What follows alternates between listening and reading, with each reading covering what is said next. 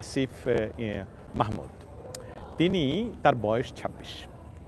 লক্ষ্য করবেন, তার বয়স ২৬, পড়াশোনা শেষ করেননি, রাজনৈতিক কোনো প্রজ্ঞা নেই, আলো এবং রাজনৈতিক হাতে খড়িও নেই। কিন্তু তিনি যে জুলাই এবং অগাস্ট মাসে যে বাংলাদেশে মেটিকুলাসলি ডিজাইন করে একটি তারা অস্ত্র আমদানি করে ট্রেনিং দিয়ে, সেই অস্ত্র দিয়ে সাধারণ ছাত্রছাত্রীদেরকে ইমোশনালি রাস্তায় নেমিয়ে তারাই তাদের শুটার দিয়ে স্নাইপার দিয়ে গুলি করে সেটা প্রচার করেছে, সেই গুলি তার ব্যাগে পাওয়া গিয়েছে। কোথায় পাওয়া গিয়েছে? সে যখন বিদেশ যাচ্ছে, বাংলাদেশ আন্তর্জাতিক বিমানবন্দরে, এবং সেটার ভিডিও ফুটেজ আমাদের কাছে আছে, বাংলাদেশ সহ পৃথিবীর সমস্ত গণমাধ্যমের কাছে আছে। মনে রাখবেন, বাংলাদেশের ইন্টারিম গভর্নমেন্ট একটি অসাংবিধানিক সরকার। সেই সরকার শপথ নিয়েছে এই সংবিধানের আন্ডারে, কোন ধারায় কত ধারায় কেউ জানে না, এবং এটা সেই সরকারের একজন উপদেষ্টা মন্ত্রী সমপর্যায়ের, এবং সে যেই মন্ত্রণালয়টা দেখভাল করছে, বাংলাদেশে একটা কথা প্রচলিত আছে যে এই মন্ত্রণালয়টাতে নাকি সবচেয়ে বেশি দুর্নীতি হয়। আমরা দুর্নীতিকে ঘৃণা করি, ভবিষ্যতে বাংলাদেশে যাতে কোনো দুর্নীতি না হতে পারে সে বিষয়ে আমরা সোচ্চার থাকবো। কিন্তু এই সবচেয়ে দুর্নীতিগ্রস্ত মন্ত্রণালয়ের উপদেষ্টা তার বাবার নামে লাইসেন্স দিয়ে দিয়েছে, তার বাবার বাড়িতে আবার পাওয়া গিয়েছে সরকারি মালপত্র, খাবার, সেসবগুলো সংবাদপত্রে বাংলাদেশে না আসলে আমাদের কাছে আছে। এবং এখন সে যখন যাবে বিদেশ ভ্রমণ করতে, তার কি কারণ আছে তা আমি জানি না, তবে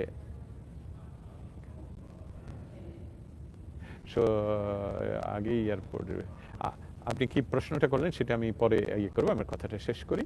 সেটা হলো যে সেই আসিফ মাহমুদ, তার নিশ্চয়ই বাড়িতে অনেক ব্যাগ আছে, এবং সেই ব্যাগের প্রত্যেক ব্যাগই হয়তো বা অস্ত্র আছে, এবং অস্ত্রের যে গুলির যে বাক্স, সেটাকে ম্যাগাজিন বলে, সে যেটা অস্ত্রতে লাগানো হয় গুলি করার জন্য, সেইটা তার ব্যাগে পাওয়া গেছে। সে বিদেশ ভ্রমণে, সে আত্মভোলা বা ব্যস্ততার কারণে সেটা কোন ব্যাগে কি আছে সরাতে পারেনি। এখন লক্ষ্য করুন, একটি আইনের শাসনের দেশে যখন আপনার কাছে এয়ারপোর্টে এরকম একটা বিষয় পাওয়া যাবে যেটার কোত্থেকে উৎসকে এবং আপনার ব্যাগে কিভাবে আসলো, সেটা উনি আমার ব্যাগে কিভাবে আসলো উনি অস্বীকার করতে পারতেন, ভাই আমি জানি না আমার ব্যাগে কিভাবে আসলো, কিন্তু উনি অস্বীকার না করে বলেছেন যে ওনার লাইসেন্স করা অস্ত্র আছে, যেটা সম্পূর্ণ মিথ্যা কথা। কারণ বাংলাদেশের লাইসেন্স করা অস্ত্র এক ধরনের অস্ত্র যেটা 25 বছর পরে পাওয়া যায়, আর একটা 30 বছরের পরে পাওয়া যায়। অতএব উনি কখন লাইসেন্সটা করলেন এবং কোন অস্ত্রের লাইসেন্স করলেন, এবং সেই যেই বুলেট পাওয়া গিয়েছে, যেই ম্যাগাজিন পাওয়া গেছে, সেইটা কোন অস্ত্রের, এবং সেই অস্ত্রের লাইসেন্স কি উনি আছে কিনা। আর আইনের আরেকটি বিষয় আছে, সেটাও বলি, যে আপনি যখন লাইসেন্সধারী অস্ত্র আছে আপনার কাছে, তখন আপনি যদি বাইরে দেশে ভ্রমণে যান, তাহলে নিকটস্থ পুলিশ স্টেশনে সেটা জমা দিতে হবে। সেখানে লেখা নেই যে আপনি মন্ত্রী, প্রধানমন্ত্রী অথবা অমুক তমুক হলে আপনাকে জমা দিতে হবে না। আইনের শাসনে সেটা রয়েছে। মিলিটারি গ্রেড অস্ত্রের লাইসেন্স দেওয়া হয় না। এই যে আরেকজন, thank you so much, military grade অস্ত্রের লাইসেন্স দেওয়া হয় না। অতএব আপনার কাছে যে এটা পাওয়া গেছে, আপনি যখন বললেন যে আমার লাইসেন্স আছে, তাহলে তো আপনি এই লাইসেন্স বাংলাদেশের আইনে হয় না, আপনার কাছে থাকতে পারে না। তারপরে ধরে নিলাম যে আপনার লাইসেন্স আছে, সেই লাইসেন্স আপনি বিদেশ যাচ্ছেন, আপনি নিকটস্থ পুলিশ স্টেশনে আপনার আগ্নেয়াস্ত্র গুলি সহ লিখে রেকর্ড করে জমা দিয়ে যাওয়ার কথা। অতএব আপনি আপনার নিজের কথাই বারবার ধরা পড়ে গেলেন। প্রথমত হলো যে আপনারা নিজেই বলেছিলেন, এই আসিফ সাহেব বলেছিলেন যে 5 তারিখে যদি পদত্যাগ না হতো তাহলে আমরা সশস্ত্র বিপ্লব করার জন্য প্রস্তুত ছিলাম। কথাটা নিশ্চয়ই মনে আছে, তাই না? তারা কিন্তু সশস্ত্র বিপ্লবের জন্য, সশস্ত্র বিপ্লব তো অস্ত্র ছাড়া হবে না। তাহলে অস্ত্রগুলো তো আপনারা এনেছেন দেশে, তাই না? এবং ট্রেনিং নিয়েছেন, কোথায় নিয়েছেন, কবে নিয়েছেন? টেলিফোন আলাপ আলোচনা হয়েছে, সৌহার্দ্যপূর্ণ কি আলাপ আলোচনা হয়েছে, কিন্তু মার্কিন ওয়েবসাইট থেকে দেখলাম ইন্দো প্যাসিফিক নিয়ে আলোচনা হয়েছে। এক্স্যাক্টলি উনি যেটা বলছেন সেটা আমি বারবার বলেছি, যে অস্ত্রের কথাটা শেষ করে আবার আপনার মার্কিন পররাষ্ট্র মন্ত্রণালয়ের কথাটা আমি আবারও আপনাকে এদেরকে বলবো। সেটা সৌহার্দ্যপূর্ণ আলাপের চেয়ে বিষয়টা ছিল ইন্দো প্যাসিফিকে সিকিউরিটি অ্যান্ড পিস নিয়ে, বা স্পেশালি মেরিটাইম অঞ্চল নিয়ে।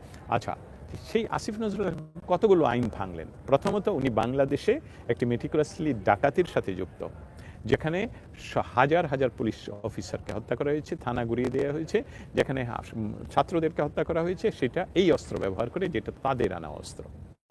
এবং সেই অস্ত্রের গুলি এখন পাওয়া যাচ্ছে বিভিন্ন জায়গায়। সর্বশেষ এই আসিফ মাহমুদের ব্যাগে পাওয়া পর্যন্ত পাওয়া গেল। হ্যালো, বাংলাদেশের আইন কোথায়? বাংলাদেশে কি কোনো আইনের শাসন আছে? যদি আইনের শাসন থাকতো তাহলে তো ওনাকে পুলিশ কাস্টডিতে, হ্যাঁ অবশ্যই উনি যখন একজন উপদেষ্টা, তাকে গ্রেফতার না করে অন্ততপক্ষে তাকে জিজ্ঞাসাবাদ করার জন্য করা হতো। আর অস্ত্রের বা তার গোলাবারুদ হস্তান্তরযোগ্য নয়। হ্যাঁ যাবে না অ্যাকশনে, সেটা তো বুঝতেই পারছি, কিন্তু অস্ত্র এবং গোলা বারুদ, আবারও বলছি, অস্ত্র কোনো আইনেই অস্ত্র এবং গোলা বারুদ হস্তান্তরযোগ্য নয়। অতএব অস্ত্র পাওয়ার সাথে সাথে উনি নাকি ওনার কাছে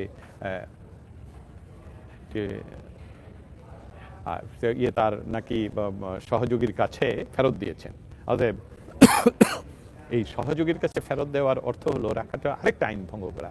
তা আমরা যদি লিস্ট করি, এই আসিফ মাহমুদ বাংলাদেশে যে তথাকথিত রক্তাক্ত সরকার বিরোধী আন্দোলনে ছাত্র হত্যা করেছে, বিভিন্ন জায়গায় ধ্বংস করেছে, এসবগুলোর সাথে যুক্ত, এটা অপরাধ। তারপরের অপরাধ হলো যে উনি মিথ্যা কথা বলছেন, ওনার কাছে অস্ত্র পাওয়া গেছে, তার সচিবালয়ে আগুন লেগে সমস্ত কিছু পুড়ে গেছে, তার বাবাকে তিনি লাইসেন্স দিয়েছিলেন যে ওনার মন্ত্রণালয় থেকে। এখন কি হতে পারে জানাবেন স্যার? এটা এখন কি হতে পারে? যদি দেশে আইনের শাসন বলবৎ থাকতো তাহলে ওনাকে অবশ্যই আইনের আওতায় এনে এটার গভীর তদন্ত হওয়া উচিত। কিন্তু যেহেতু বাংলাদেশে আইনের শাসন নেই, আর আন্তর্জাতিক পরিমণ্ডলে যেহেতু আমরা কাজ করে যাচ্ছি, তাহলে এই বিষয়টা ইতিমধ্যে মার্কিন পররাষ্ট্র দপ্তর জানে।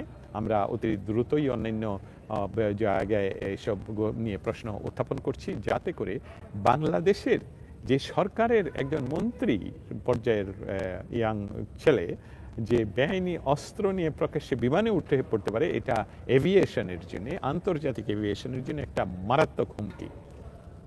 কারণ তারা সন্ত্রাসবাদের সাথে যুক্ত এবং তারা এই বিষয়গুলো, আপনারা জানেন মালয়েশিয়াতেও বাংলাদেশিদেরকে তারা গ্রেফতার করেছে, যা তারা সকলে বাংলাদেশের রক্তাক্ত সরকার বিরোধী আন্দোলনের সাথে তারা যুক্ত ছিল এবং যুক্ত থাকার কারণে তাদেরকে গ্রেফতার করেছে। এবং সেখানে ডক্টর ইউনূস যাচ্ছেন তাদের সেই মৌলবাদীদের সাথে মিটিং করতে। এবং আপনারা একটা ছবি এই সশস্ত্র রক্তাক্ষয়ী সরকার বিরোধী তথাকথিত ডাকাতি আন্দোলনের সময় আপনারা দেখেছেন যে অস্ত্রসহ একজনের সাথে ইউনূসের ছবি। আজ রুবিও কল দিল, এই বিষয়টা তো বলেছি রাজু ভাই, এই বিষয়টা বলেছি, কিন্তু তারপরেও আমি বলবো রুবিও যে কল দিচ্ছে সেই বিষয়টা আবারও আনবো। তবে সেটা শেষ করেই আমি এখানে আসছিলাম। এখন এই অন্যায়গুলো করছে ডক্টর ইউনূস এবং সেটার জন্য বিশ্ব দরবার কিন্তু ইতিমধ্যে জানে। আসিফ মাহমুদের অস্ত্র লাইসেন্স পেতে, হ্যাঁ অবশ্যই এই বিষয়গুলো তো আপনারা জানেন। টিউলিপ সিদ্দিকীর বিষয়টাও আসবো পরে। তাহলে এই গেল দ্বিতীয় এই বিষয়টা, যে বাংলাদেশের এই সরকার, আপনার লাইভের সময়টা আমি বলে রাখি, ঠিক এই ধরনের সময়ই চেষ্টা করব আমি এই সময়ের ভিতরে আপনার আসার জন্য, অর্থাৎ বাংলাদেশ টাইম কয়টায় জানি না, তবে আমেরিকান টাইম রাত্র 3টায়, তবে বাংলাদেশ রাত্র মানে বিকেল 3টায়, তার মানে বাংলাদেশ টাইম রাত 1টা, 12টা থেকে 2টার ভিতরে আমি আসার চেষ্টা করব আপনাদের সামনে। আপনারা দয়া করে যারা আমাকে শুনতে পাচ্ছেন, দয়া করে আমার এই লাইভটাকে একটু শেয়ার করে দিবেন, তাহলে সমস্ত মানুষ যারা শুনতে চায় বাংলাদেশের, তারা সকলেই শুনতে পাবে। তাহলে আমরা দ্বিতীয় বিষয়টা শেষ করলাম। এখন আর যে বিষয়গুলো রয়েছে, আমি আবারও ফিরে যাচ্ছি অনেকেই পরে আসাতে যোগদান করাতে, যে বিষয়টা আবার শুনতে চাচ্ছেন, আমি যারা আগে শুনছেন তাদের যাতে ধৈর্য হারা না হয়, তারপরে সংক্ষেপে বলছি যে এই পররাষ্ট্র মন্ত্রী, মানে এই যে মন্ত্রণালয় থেকে এখন আমি লাইভে আসছি, এখান থেকে মার্কো রুবিও বাংলাদেশের ডক্টর ইউনূসকে ফোন করেছেন, কারণ আগামীকালকে এই ওয়াশিংটন ডিসিতে ইন্দো প্যাসিফিক জোনের অনেকগুলো দেশের সাথে কোয়াড সম্মেলনে হবে, যেখানে ইন্ডিয়া নিজে সংযুক্ত এবং ইন্ডিয়া উপস্থিত থাকবে। সেই কারণে বাংলাদেশে যে উগ্রবাদ সৃষ্টি হয়েছে, জঙ্গিবাদ সৃষ্টি হয়েছে, জেল থেকে সমস্ত জঙ্গিদেরকে মুক্ত করে দেওয়া হয়েছে, তারপরে বাংলাদেশের সমস্ত জায়গায় হিন্দুদেরকে আক্রমণ করা হচ্ছে, এই সকল ইন্দো প্যাসিফিক জোনের এই সমস্ত শান্তি, নিরাপত্তা, দুইটি বিষয় নিয়ে ওনার সাথে কথা বলার অর্থ হলো যে তারা তাদেরকে নিয়ে জানিয়েছে যে তারা উদ্বিগ্ন। বিষয়টা হলো সুস্পষ্ট, এর বাইরে কোনো কথা নেই। তারপর গতানুগতিকভাবে তারা বাংলাদেশের সাথে আরও অর্থনৈতিক সম্পর্ক বড় করতে চায়, এই বিষয়গুলো তারা সবসময় যোগ দেয়। এটা একটা সম্পূর্ণ গতানুগতিক বিষয়। তারপর যে কথাটা এখন বাংলাদেশে যেহেতু সংবাদপত্রের কোনো স্বাধীনতা নেই, তাহলে এই বিষয়টি তারা বারবার প্রচার করছে যে একটা সৌহার্দ্যপূর্ণ, অবশ্যই একটা সরকার প্রধানের সাথে একজন আমেরিকান পররাষ্ট্র, হ্যাঁ, রাত একটায় করবো ইনশাআল্লাহ, কথা হবে, এটা তো সৌহার্দ্যপূর্ণই হবে। তবে আমেরিকার নিজের যে প্রয়োজন সেখানে ইন্দো প্যাসিফিক জোনের শান্তি, এবং ভারতের যে প্রয়োজন ইন্দো প্যাসিফিক জোন শান্তি এবং চীনকে প্রতিহত করা, সেই বিষয়ে বাংলাদেশের সরকার প্রধান হিসাবে উনি যে চীনের প্রতি যে ওনার টান, সেই বিষয় নিয়ে নিশ্চয়ই আলাপ হয়েছে, এবং আমরা সময়ের সাথে আরও সময় এই ব্যয় করে আমরা এই কথাগুলো আপনাদের সামনে তুলে ধরবো। এখন ফিরে আসি বাংলাদেশে পরপর 3টা ঘটনা, যেটা আপনারা ওবায়দুল কাদের সাহেবকে কথা বলতে মানা করুন। আমি কিভাবে মানা করবো? ওবায়দুল কাদের সাহেবকে আপনারা ফোন করে মানা করুন, আমি তো জানিও না ওনার অবস্থান কোথায় এবং উনি কি কথা বলছেন। আমেরিকা ইউনুসকে কি চোখে দেখছে? এটা একটা খুব দুর্দান্ত ভালো প্রশ্ন। চলুন আমরা এই বিষয়টা নিয়ে একটু আলাপ করি। আমেরিকা ডক্টর ইউনুসকে ভালো চোখে দেখছে, খারাপ চোখে দেখছে, এটা বাংলাদেশের মানুষের কাছে একটা বড় প্রশ্ন। আপনাদের সকলের ধারণা ছিল যে ডোনাল্ড ট্রাম্প ক্ষমতায় আসার সাথে সাথে বাংলাদেশে একটা মিরাকল, একটা বিরাট পরিবর্তন হবে। কিন্তু আপনাদের একটা বিষয় আমরা সকলের জানা উচিত যে আমেরিকা বিশ্বব্যাপী যে তাদের প্রভাব এবং নেটওয়ার্ক রক্ষা করার জন্য কাজ করে, সেটা কিন্তু একটা সরকারের সাথে নয়, সেটা হলো একটা দীর্ঘ পরিকল্পনা, 30 বছর এবং তার ঊর্ধ্বে। অতএব বাংলাদেশের বর্তমানে যে ইন্টারিম গভর্নমেন্টকে ক্ষমতায় বসানো হয়েছে, সেটার একটা নির্দিষ্ট লক্ষ্যে, কারণ আপনারা এই কথাটা আমি আগেও বলেছিলাম অনেকবার, যে বাংলাদেশে যারা ক্ষমতায় এসেছেন 71 পরবর্তীতে, কোনো সরকারের সাথেই এই সরকার তেমন কোনো সুবিধা করতে পারেনি বাংলাদেশের বিভিন্ন বিষয় নিয়ে। ডক্টর ইউনূসের সরকার যেহেতু এদের দ্বারা নিয়ন্ত্রিত বা বসানো, সেই জন্যে তারা যে কাজগুলো করছে, ইউনূস সরকার তাদেরকে যে কথাগুলো দিচ্ছে, সেটার উপর তারা বিশ্বাসের চেয়ে তারা প্রতিফলন দেখতে চায়। অর্থাৎ ইউনূস সরকার যে বাংলাদেশে এখন রেপ হচ্ছে, আপনারা জানেন মুরাদনগরের ঘটনা, আপনারা জানেন দুর্গা টেম্পল ভেঙে গুড়িয়ে দেওয়া হয়েছে লাইভে, আপনারা জানেন লালমনিরহাটে পিতা এবং পুত্র দুইজনই নরসুন্দর, তাদেরকে চুল কাটার পয়সা না দেওয়ার জন্য মিথ্যা বা লাসফেমি কেসে জেলে পাঠানো হয়েছে, আপনারা জানেন ইসকনের প্রধানকে জেলে রাখা হয়েছে। অতএব এই সমস্ত কিছু মিলে যে বিষয়টা, সেটা হলো যে বাংলাদেশের বর্তমান যে পরিস্থিতি, এটা উদ্বেগজনক। এটার জন্য হিউম্যান রাইটস কমিশন পর্যন্ত বা উদ্বেগ প্রকাশ করেছে। বাংলাদেশে টার্গেট করে আওয়ামী লীগ, ছাত্রলীগ এদের কর্মীদেরকে যে জেল এবং অত্যাচার করা হচ্ছে, সেসবগুলো নিয়ে ইউরোপিয়ান ইউনিয়নের, আপনারা ইতিমধ্যে জানেন যে ইউরোপিয়ান ইউনিয়নের একজন প্রভাবশালী রাষ্ট্র, সে ফ্রেঞ্চ, ডক্টর ইউনূসের সাথে দেখা করতে তার দেয়নি। আরেকটা বিষয় আপনারা জানেন যে ইউরোপিয়ান ইউনিয়নে তারা না থাকলেও আরেকটা পরাশক্তি ব্রিটেনের প্রধানমন্ত্রী, সে ডক্টর ইউনূসের সাথে দেখা করেনি। এখন যারা টিউলিপ সম্বন্ধে প্রশ্ন করছেন, তাদের কাছে আমি কথাটা এইভাবে ফিরিয়ে দিতে চাই যে টিউলিপ তো বাংলাদেশের ডক্টর ইউনূসকে বলেছেন যে আপনাকে চ্যালেঞ্জ করলাম, আপনি আমার সাথে কথা বলুন এবং আসুন আমরা দেখি আপনি আমার বিরুদ্ধে যে এলিগেশন আছেন সব সত্য কিনা। উনি কিন্তু সেটা গ্রহণ করেননি, এবং যেহেতু প্রধানমন্ত্রী, ব্রিটিশ প্রধানমন্ত্রীর সাথে টিউলিপের সম্পর্কটা রাজনৈতিক গুরু এবং শিষ্য এই ধরনের, অথবা সেখানে তার প্রভাব নাই সেটা তো আমরা বলতে পারবো না। এবং সেই নাই বিষয়টা আমরা অবশ্যই দেখতে হবে যে সেখানে কি ধরনের প্রভাব তার আছে। সে তার মন্ত্রিত্ব ফিরে পাওয়া একটা আশ্চর্যজনক বিষয় নয়, কারণ স্বাভাবিক বিষয়টা হলো, যেমন এই যে আসিফ মাহমুদ, সে বেটা উনি যখন অস্ত্রসহ ধরা পড়লেন, তাকে তো থাকতে হবে কাস্টডিতে, অথবা তার নিজের পদত্যাগ করতে হবে, যাতে করে একটা সুষ্ঠু সেখানে হতে পারে, এটা যেটাকে বলে এটা তদন্ত হতে পারে। কিন্তু টিউলিপ সিদ্দিকের বিরুদ্ধে যখন বাংলাদেশে এলিগেশন আসলো, নট ইভেন ব্রিটেনে, তখনই টিউলিপ সিদ্দিকি তার সুষ্ঠু তদন্তের জন্য তাকে সে পদত্যাগ করেছে। এবং এই কালচারটা আমাদের দেশে নেই, আমাদের দেশে আগে ছিল না, এখনো নাই। সেই কথাটার জন্য তো আমরা অপেক্ষা করতে হবে। টিউলিপ কি মন্ত্রিত্ব পেয়েছে, আবার সেটা আপনারা বিবিসিতে একটু খোঁজ করে দেখতে পারেন। যেহেতু আমি এই মুহূর্তে স্টেট ডিপার্টমেন্টের ভিতর থেকে করছি, তবে আপনাদের সামনে আমার যুক্তরাষ্ট্রের বিষয়গুলো নিয়ে একটু আলাপ করি।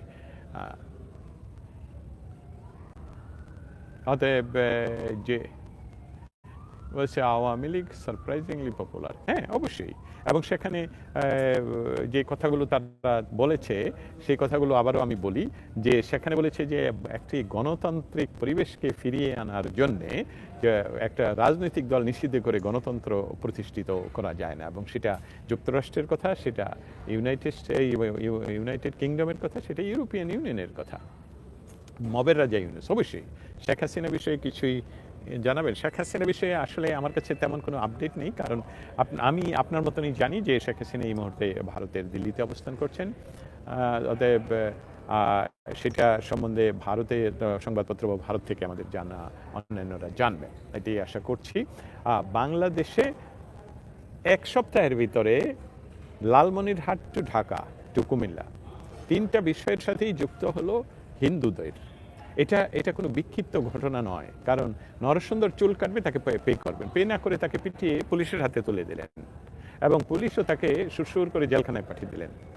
আচ্ছা, এখানে আইনের শাসনের ব্যাঘাত ঘটেনি যে বলবে সেটা সত্য নয়। তার সাথে আরেকটা বিষয় হলো যে ঢাকাতে বলা হচ্ছে সরকারি জায়গায় অবৈধভাবে বলা হচ্ছে সরকারের পক্ষ থেকে যে এই মন্দির, ওকে ঠিক আছে, কিন্তু আপনারা জানেন যে ধর্মীয় উপাসনালয়ে হাত দেওয়ার আগে অনেক নিয়ম নীতি পালন করতে হয়। এটা যদি অবশ্যই ইয়া না হয়ে থাকে তাহলে আপনারা তাদেরকে নোটিশ দিবেন, সরে যাওয়ার জন্য সময় দিবেন, হেল্প করবেন। On the top of that যেই বিষয়টা আরও মৌলিক বিষয়, সেই বিষয়টা বলে দেই। সেই বিষয়টা হলো যে সেই দুর্গা টেম্পলের ভেতরে যে মূর্তি, এটা তাদের জন্য, তাদের ধর্মীয় খুব একটা অন্তঃস্থলে তারা এই সবগুলোকে শ্রদ্ধা করে। অতএব সেই ধর্মীয় অনুভূতিতে সরকারের বুলডোজার দিয়ে যে ভাঙা হলো, এটা তাদের ধর্মীয় অনুভূতিতে অবশ্যই লেগেছে।